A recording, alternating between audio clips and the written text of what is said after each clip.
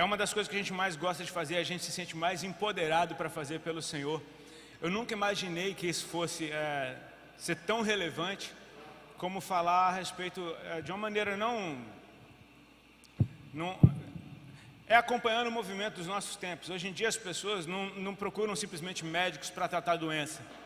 Hoje em dia a gente procura médico para tratar da saúde, ou seja, não é mais a respeito de você estar doente e ir no médico para você ser curado, é a respeito de você estar bem e ir no médico para ficar melhor do que você estava, ou seja, para você entender como fazer para prolongar sua vida e viver com qualidade. A gente entende que a gente é um jovem casal, a gente tem 19 anos de casado, mas a gente entende que isso é bem pouco tempo perto do que a gente quer chegar. A gente está no começo da nossa caminhada e poder compartilhar o que a gente já aprendeu nesse tempo com jovens casais de certa forma não ficar resolvendo o problema, mas muito pelo contrário, é cuidar da saúde. Ou seja, o nosso alvo é que tudo que a gente levou 19 anos para aprender, a gente possa de alguma forma, o Espírito traduza isso para a tua realidade, mas que você possa receber e entender que, cara, a família, ela é a primeira obra de Deus. No Éden não tinha igreja, no Éden não tinha escritura, não tinha sacrifício, não tinha nada, só tinha uma família. Deus criou uma família e colocou ali. E a gente percebe que o ataque desses tempos é exatamente contra a família. Então, assim, talvez essa seja uma das áreas mais importantes, mais estratégicas, para que a gente possa estar edificando dentro da igreja. E uns assuntos mais leves, porque eu creio que se Deus está empoderando algo, os anjos do Senhor estão lutando nos céus agora para que você possa estar livre para receber tudo aquilo que vai ser compartilhado, assim como para que a gente também possa compartilhar aquilo que a gente tem para compartilhar com vocês. Amém? Nosso intuito não é de forma alguma parecer um casal perfeito, a gente não é, e a gente detesta a ideia de parecer perfeito, porque o perfeito não existe. Nós estamos sendo aperfeiçoados, que a Bíblia diz que aquele que começou a boa obra é fiel para aperfeiçoá-la até o fim, e Ele está nos aperfeiçoando, a gente está melhorando com o tempo. Aí você fala, Rodolfo, vocês não brigam? Não, a gente briga, a gente discute. Agora, a gente está aprendendo a brigar, são 19 anos brigando, então a gente se a gente está 19 anos brigando... A gente faz as pazes mais rápido agora. E a gente continua junto, é porque a gente está aprendendo a brigar. Meu pastor falou isso uma vez. Ele falou, eu não acredito em gente que diz que nunca brigou, porque no dia que briga, separa. Não sabe brigar, então na primeira briga já acha que não é de Deus. Não, eu sou um homem, ela é uma mulher, somos completamente diferentes na forma de enxergar as coisas, e a gente precisa aprender um a falar a língua do outro. Isso leva tempo. O que acontece? As nossas brigas hoje, elas estão ficando mais curtas, e cada vez mais curtas, mais suaves, e quando a gente se desentende, a gente entende que conversar é melhor, enfim, a gente está aprendendo, amém? Mas o que a gente gostaria de compartilhar com vocês são algumas impressões, e eu entendo que assim... Uma coisa que eu quero falar das brigas, às vezes as pessoas acham que, um casal não briga. Se a gente brigasse como aquelas brigas graves, talvez a gente não tivesse casado. Porque você concordar em discordar, né? Você discorda de certas coisas, a gente discorda em várias opiniões, por exemplo, mas uma coisa que uma briga tem que ter é respeito. O que você precisa, amor? Retorno.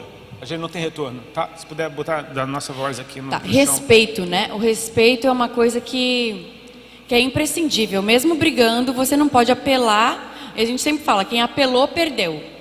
Apelar é você ofender a pessoa, insultar a pessoa, falar coisas para magoar a pessoa.